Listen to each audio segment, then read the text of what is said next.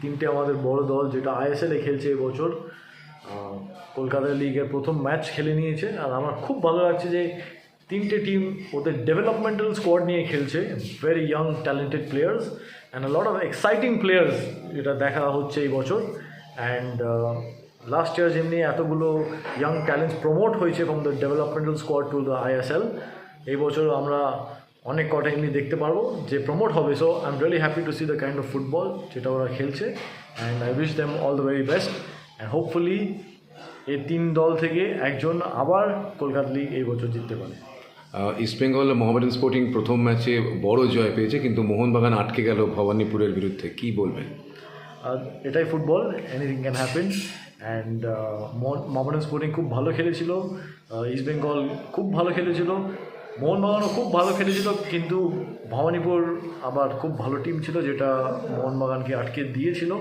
But it is too early to tell, anything can happen in this sport. And I am sure that এই তিনটে দল আবার টপে চলে যাবে অ্যান্ড ওখানেই থাকবে ওরা। এখনো পর্যন্ত অনেক খেলোয়াড়কে আমরা দেখলাম, তো কাকে সবচেয়ে বেশি পছন্দ হলো? এখন অনেক কটা এক্সাইটিং ইয়ং প্লেয়ার আছে, বাট আরও ওদেরকে দেখতে চাইছি বিট মোর কনসিস্টেন্সি। কারণ একটা ম্যাচ অনেকজন ভালো খেলতেই পারে, কিন্তু যারা কনসিস্টেন্ট ওই প্লেয়ারগুলোই আমি আরও পছন্দ করি। তো with time will tell and I will surely update কোন প্লেয়ার আমার খুব পছন্দ হচ্ছে। অনেকজন প্রথমবার খেলছে কলকাতা লিগটা, Kolkata league not an easy league to play in. আর ডেফিনেটলি কয়েকদিন পর, কয়েকটা ম্যাচ পর বোঝা যাবে কোন প্লেয়ারটা লং টার্ম প্লেয়ার অ্যান্ড কোন প্লেয়ারটা maybe needs a bit more time. So I am still looking forward to see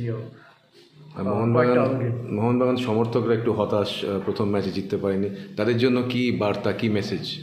Mohun Bagan fans they আর সুপার। আমিও যখন ওদের আগেনস্টে খেলেছিলাম আই লিগে, সবসময় একদম the 12th man of the stadium. And the team will bounce back, don't worry. Team খুব ভালো খেলছে, team they doing the right things. খুব ভালো ভালো প্লেয়ার আছে, ইয়ং ট্যালেন্টেড প্লেয়ার আছে, অ্যান্ড আই এম শিওর ওরা ভালোই করবে এই বছর।